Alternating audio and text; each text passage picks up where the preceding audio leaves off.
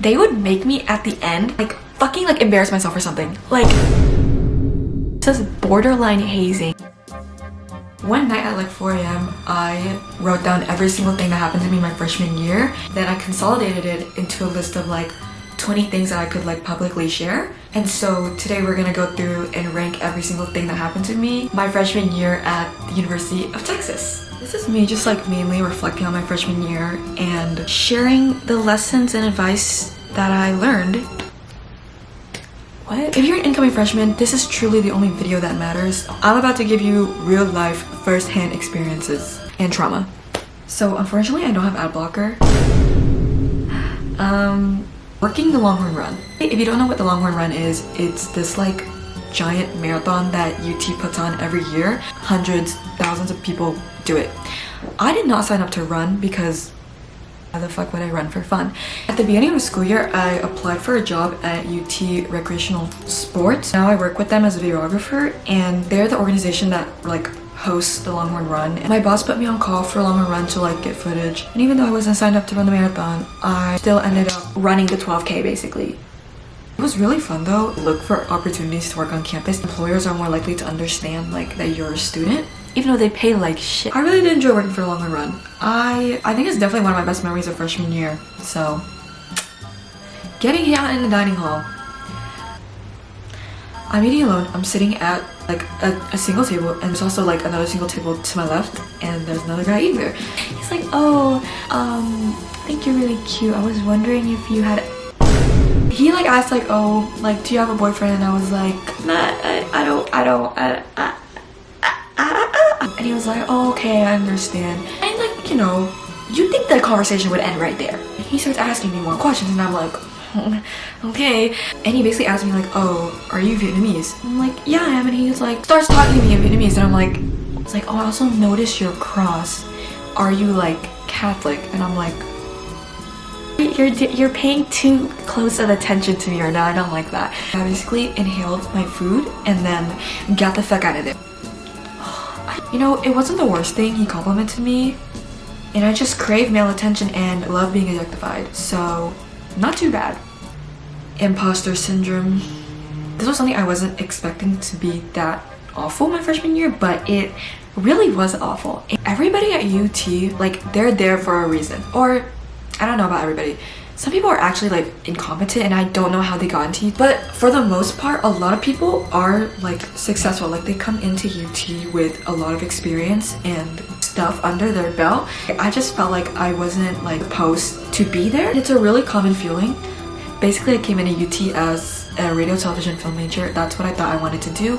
And in my radio, television, film classes, I literally met the most insane people ever. People who have won film awards and like started up nonprofits, helped fund nonprofits through video stuff, and like worked on sets. I was like, what am I doing? Like, I don't belong here. Like, how are we the same age and you have what it feels like accomplished more than I have?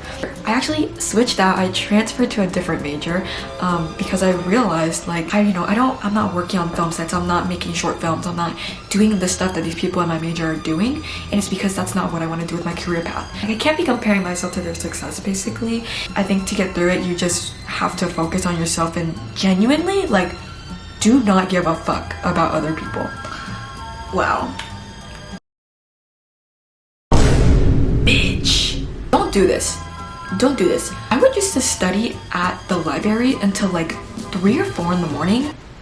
Study what? I was still an academic fucking victim. But I would study until like 3 or 4 in the morning, and I would walk back to my dorm, which was the farthest dorm on campus, by the way. But I would walk back at night. Don't do it, it's scary. Basically one night, I think this was spring semester, I was walking back around 3 a.m. and then usually the way I take back is literally by going like through the tower. I just remember approaching the tower and seeing like flashing police lights. But my dumbass still keeps walking because like I need to get back to my dorm and I don't know how else I'm gonna get back. Keep walking up, and then I turn the corner and then I see, oh, can't go that way because there's literal police cars and caution tape blocking the tower. And I wasn't about to walk like on Quad, which is like the main street, at 3 a.m. because I don't want to be attacked by a homeless person. I literally turn back around, go back to the library, and I call a Lyft. And then the Lyft takes me back to my dorm and I get back home. And then the next morning I wake up, I hang out with my friend, and she's like, oh my god, like, did you see like everybody's talking about it on Reddit? Something happened last night at the tower. Apparently somebody like pause. I didn't commit the crime, I wasn't on the crime scene, but I was also on the crime scene. Like, I saw the crime scene. To top things off, during my Lyft ride, I have never been in a fucking Lyft or Uber where the driver is driving 50, 60 miles over the fucking speed limit where pedestrians are crossing. Like, this guy literally almost hit 2 girls crossing. Genuinely was fearing for my life in that Lyft ride. I thought I was about to be the next crime scene on campus. Yeah, and honestly after that, I avoided walking through the tower and going home late at night, so I'm gonna put that at B. Okay, not talking to anyone from high school. I wouldn't say that I don't talk to anybody, like completely cut everybody off, but I definitely don't talk to my high school friends as much, and I think that's just a given. It kind of sucks, but it is just life. So we're gonna put her at A. We're gonna put her at A. Freshman 15 does not exist at UT. For me, eating 1 meal a day mainly had to do more with just like stress and like my time management. It was really bad, but I was skinny. Yeah, honestly, it's really bad though. If I would redo one thing, I think I would like go back and take care of myself better. Eating dining hall food just gets so repetitive. You can only eat so much of it, and then you can only spend so much money on food outside. Some days it was just better to starve. I'm not gonna lie. I talked about this in my last vlog, but I basically like fell on a sidewalk in downtown Austin at night. I cut my leg and it was really scary. I thought I was gonna die and like have to like amputate my leg. Scar is healing. Can y'all tell I'm like too nice? Because I'm just putting everything in like A. When I tell you, orgs at UT are like a fucking joke. I actually can't believe that I did this shit. For a majority of the orgs that I had to interview for, they would make me at the end like fucking like embarrass myself or something. Like, it says borderline hazing. For one interview, they asked me to list my favorite Super Mario character and recreate the noise. I'm not gonna sit here and be like, no, I don't want to. I'm risking my chances of getting into the org. And then in another interview, they asked me to recreate my favorite movie scene. Yeah, VSA exec board, I'm looking at you right now. I'm 99% you will have to embarrass yourself in one way or another when you're interviewing for an org. So just prepare for that and prepare to lose some of your dignity.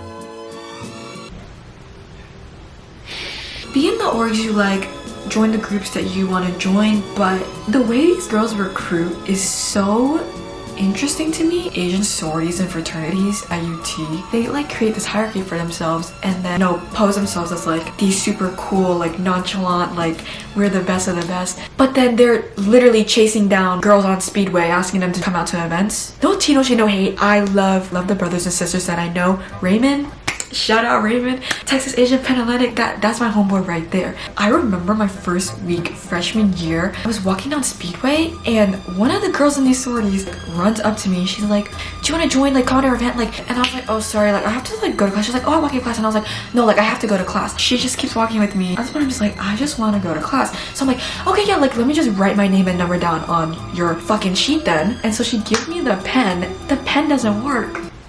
She runs back to go grab another pen. Second pen doesn't work.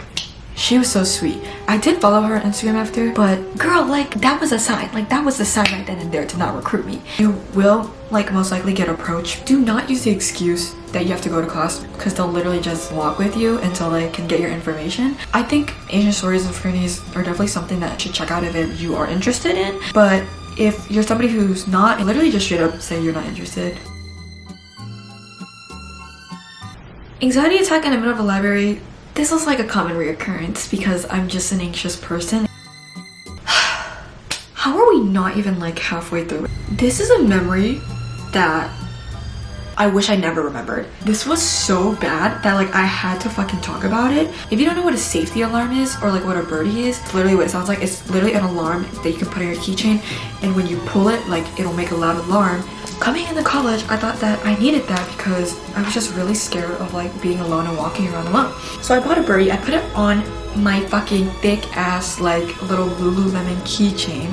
And there was one day when I was going back into my dorm, in the elevator I was holding something else and I dropped my lanyard. The alarm like detached itself and started going off.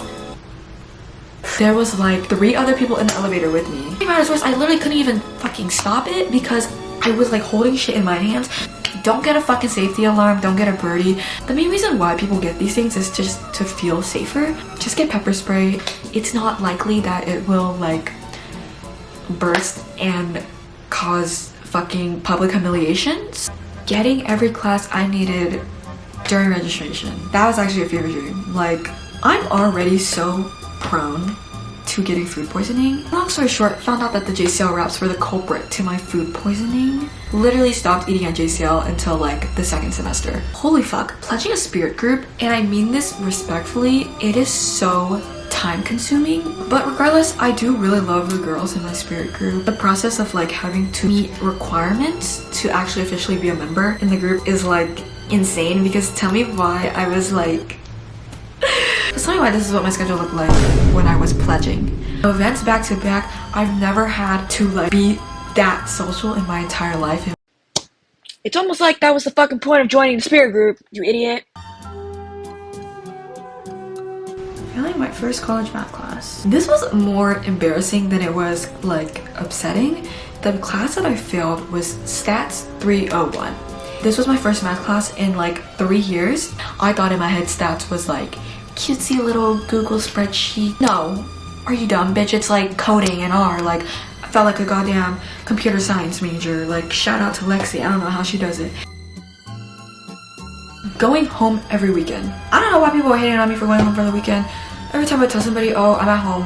Why do you always get home on the weekend? Because I fucking can. At first, when I got into college and I moved into my dorm, I was literally like, wow, I'm never leaving, never going home, never seeing my family again. Yeah, no, I went home every weekend, ate a home cooked meal, slept in my own bed, and it was wonderful.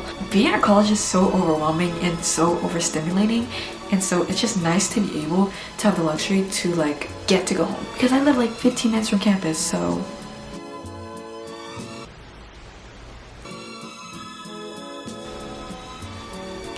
basically, there was one day where I had to work for Rec Sports and go out and film like some video footage at DKR Stadium. Me and my other coworkers get there and we're filming, and then we see Mr. Jay Hartzell himself also filming something. And so we're like, oh, what's he filming? My job, for context, this was also around the time that Senate Bill 17 was going on and how UT was like fucking complying to whatever Senate Bill 17 was doing. Jay Hartzell, the president of UT, of course is getting backlash for this because you're fucking stripping away diversity, equity, and inclusion. Like, what do you... Later come to find out that he is filming like a good press release video. All of the other people that were around him were literally children and also people of color only. Yeah, I don't know what they're trying to cook up. I hope one day we get to see that video. Last one. Not making any friends at orientation. Every single person that I met at orientation or in my small group, we are simply just mutuals on Instagram, and that's about it. I would say that the situation where you make friends and like people who you actually hang out with every day are people that you like meet in orgs. If you didn't make any friends at orientation, don't even worry, like this isn't the end. We will have a great time in college. For me, that was exactly the case. Like, I didn't make any friends at orientation and I came to college, joined orgs, and now I have met some of like the best people I've ever met ever. So yep, that is basically my freshman year ranked.